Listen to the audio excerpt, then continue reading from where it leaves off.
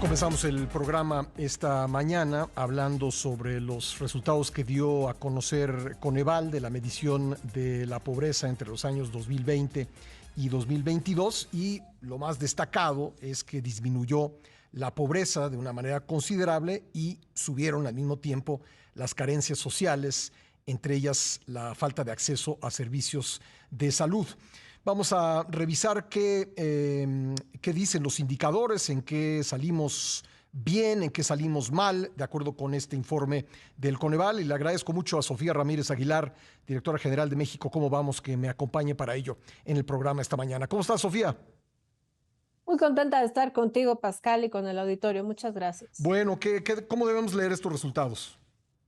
Pues mira, varias partes. Creo que primero que nada, el hecho de que haya disminuido la pobreza, sin duda son buenas noticias, medida a través de una multidimensionalidad que el Coneval incorpora, porque además así lo marca la ley, no es simplemente una ocurrencia de esta institución, que además este mismo mes cumple 18 años de trayectoria para medir la política social. Entonces, estamos hablando que con información del INEGI, que es un ente autónomo, a través del Coneval, que lleva ya casi 2 décadas de experiencia, con base en la Ley Nacional, Ley de Desarrollo Social, pues vemos que hay una disminución importante, sin duda, en la pobreza. Ese es el primero de los hallazgos. Creo que el hecho de que pasara de casi 52 millones a 46.8 millones de personas a nivel nacional, pues se dice muy rápido, pero además estamos comparando periodos antes de la pandemia, 2018, con 2020. Creo que eso es la comparación justa, porque pues obviamente, digamos, contra 2022, porque en la comparación de 2020, pues obviamente teníamos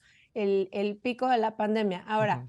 ¿qué cosas no salen bien? Porque obviamente el hecho de que haya una disminución en la pobreza, insisto, se dice rápido, se ve bien, vende mucho, pues vemos que, bueno, antes de pasar a la parte que no sale bien, la parte que sale bien todavía, digamos, la disminución del porcentaje de la pobreza, tampoco es algo nuevo, lo hemos venido viendo como tendencia desde 2016, tanto en el porcentaje de personas que estábamos por arriba del 43% de, eh, eh, A ver, estamos eh, teniendo ahí una pequeña falla. Vamos a restablecer la comunicación con Sofía Ramírez Aguilar, con quien estamos conversando de los resultados que dio a conocer ayer el Coneval. Y sin duda, resultados buenos en cuanto a disminución de la pobreza. Vamos a platicar ahora con ella cuáles pueden ser las razones y otros resultados que no son tan buenos. Sofía, te perdimos un momentito. Tú nos decías en el momento que se interrumpió la conversación que era una tendencia que había comenzado en 2016, el descenso de la pobreza. es correcto. Es correcto. Prácticamente en la medición de la INEGI, que es la encuesta nacional de ingreso-gasto en los hogares, que se publicó hace una semana y que nos mide cada 2 años cómo va la evolución de la pobreza con una misma metodología, pero también midiéndolo a través de la INEGI trimestral, que es, digo, de la ENOE trimestral, que es la encuesta nacional de ocupación y empleo, Ujú. vemos que la tendencia de la disminución de la pobreza pues no es algo de esta administración, data de 2016 y ha sido algo consistente, no a la velocidad que se necesita, y ahorita voy a ahondar en eso, pero sí quisiera destacar que esto no es necesariamente algo que únicamente se vea en esta administración. Ahora, en la parte que no está tan amable, es en la parte de la pobreza extrema. Ujú. ¿Por qué no está tan amable? Como porcentaje de la población se queda estancado con los niveles prepandemia de 2016, 2018 y 2022. Tenemos por arriba del 7% de la población en pobreza extrema. Primero, ¿cuál es la diferencia entre pobreza multidimensional y pobreza extrema? Bueno, dos cosas. La primera es la línea de ingreso de la cual estamos hablando. En la pobreza multidimensional estamos hablando que la gente no tenga dinero para comprar una canasta básica alimentaria y no alimentaria, que es alrededor de 4,200 pesos mensuales para comprar comida y pues en seres básicos como jabón, papel del baño, pero también transporte y demás. Ujú. Entonces, el hecho de que la pobreza sea un mínimo de calidad de vida medido a través de esta línea de canasta básica alimentaria y no alimentaria es muy importante. Y la pobreza extrema es la línea de la pobreza que no alcanza ni siquiera para comprar la comida más básica, digamos la canasta básica alimentaria, que son 2,200 pesos, números redondos, al mes por persona, y por lo tanto, pues obviamente hay una diferencia importante. Número dos, la pobreza general, digamos la pobreza multidimensional, te pide que seas por lo menos carente en 3 de 6 elementos que marca la ley, ya sea educación, salud, seguridad social, vivienda, servicios de la vivienda y, por supuesto, alimentación sana y suficiente. Entonces, si confluyen 3 o más de estos elementos, estás en una situación de pobreza. La pobreza extrema te pide, más bien, la pobreza general te pide que tengas alguna de estas carencias. La pobreza extrema te pide que tengas 3 o más de estas carencias. Como podemos ver, lo que ha pasado en esta administración es que tenemos una política social que con los datos del ENIC de la semana pasada ya veíamos que no estaba dando las transferencias a los hogares que más lo necesitaban. Obviamente por diseño, porque esta administración, a pesar de llegar a decir un discurso de primero los pobres, lo que llega a hacer es dar programas universales bajo una lógica pues de mayor aceptación social, esa es la lógica, digamos, político-electoral, pero también descuidando y descobijando a las familias de menores ingresos, a las personas de menores ingresos. ¿Por qué digo esto? Porque entre otras cosas vemos que el aumento más grande de la transferencia de dinero público se da justamente a los hogares de mayores ingresos, eso ya está a la evidencia, pero además se descobija de manera importante a los hogares de menores ingresos. Hay menos hogares recibiendo transferencias públicas en los primeros deciles. Y punto número 2, el incremento es prácticamente nulo en estos últimos 4 años. Déjame detenerte ahí, Sofía, porque tenemos que hacer una pausa, pero quiero regresar para que sigamos platicando y preguntarte específicamente qué tanto pesó en la disminución de la pobreza esta política social, los programas sociales, o qué otros factores hubo. Si me permite, regresamos enseguida. Ya volvemos. Gracias.